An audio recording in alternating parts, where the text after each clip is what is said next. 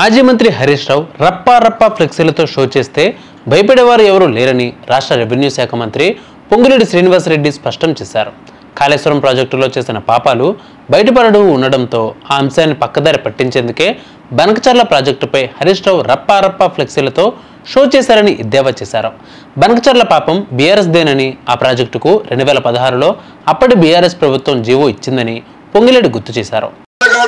మాజీ మంత్రి నిన్న ఒక దగ్గర ఒక ధర్నా చేస్తూ ఫ్లెక్సీలు పెట్టుకొని ప్లేకార్డులు పెట్టుకొని రప్పట ఏంటి రప్ప దేనికి రప్ప ఏం చేయాలనుకుంటున్నావు? ఈ రాష్ట్రాన్ని ప్రశాంతంగా శాంతి భద్రతతో ఉన్న ఈ తెలంగాణ రాష్ట్రాన్ని ఫ్యాక్షన్ రాష్ట్రంగా తయారు చేయాలనుకుంటున్నావా?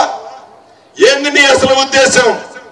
నల్లగొండ జిల్లా నకిరేకల్లో నియోజకవర్గానికి చెందిన 3500 మంది ఇందిరమ్మ ఇళ్ల లబ్ధిదారులకు ఆదివారం ఇంటి మంజూరు పత్రాలు పంపిణీ చేశారు. ఈ కార్యక్రమానికి ముఖ్య అతిథిగా హాజరైన మంత్రి పొంగులేటి పలువురు లబ్ధిదారులకు మంజూరు పత్రాలు అందజేశారు.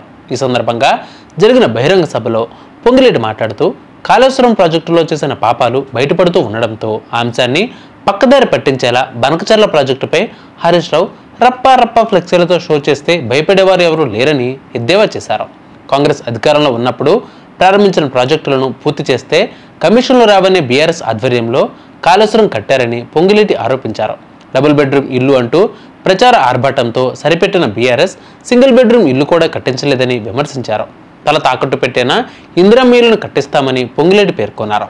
తొలి విడతగా 4.50 లక్షల ఇళ్లను మంజూరు చేశామని, వచ్చే 4 ఏళ్లలో 16 లక్షల మందికి ఇళ్లను నిర్మిస్తామన్నారు. ఇక సీఎం హోదాలో కేసీఆర్ చేసిన ముక్కలను సీఎం రేవంత్ రెడ్డి ఇప్పుడు చెల్లిస్తున్నారని పొంగులేటి చమత్కరించారు. ఏమి పేదోడికి ఇబ్బంది అయిందని రప్పండి టింగ్ డబ్బులు పడుతున్నందుక రప్ప కాబట్టి శాంతి భద్రతల్ని కాపాడే దాంట్లో ఈ ప్రభుత్వానికి చిత్తశుద్ధి ఉంది.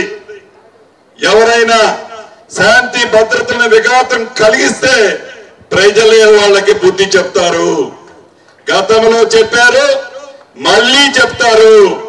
భద్రాచల దేవస్థానం అభివృద్ధికి 100 కోట్లు కేటాయిస్తానని మాట ఇచ్చిన కేసీఆర్ 100 రూపాయలు కూడా ఇవ్వలేదని అన్నారు. కానీ దేవస్థానం అభివృద్ధికి సీఎం రేవంత్ రెడ్డి ఇప్పటికే 80 కోట్ల మేర నిధులు విడుదల చేశారని చెప్పారు. కాగా భూభారతి ద్వారా వచ్చిన 8.60 లక్షల అర్జీల్లో న్యాయపరమైన చిక్కులు లేని వాటిని వచ్చే ఆగస్టు నాటికి పరిష్కరించి రైతులకు స్వాతంత్ర్యం కల్పిస్తామని మంత్రి పొంగులేటి ప్రకటించారు. ఈ కార్యక్రమంలో పాల్గొన్న శాసనమండలి చైర్మన్ గుత్తా సుఖేందర్ రెడ్డి మాట్లాడుతూ నకిరేకల్ నియోజకవర్గం రాజకీయ నాయకులు ఉత్పత్తి కేంద్రంగా మారిందన్నారు.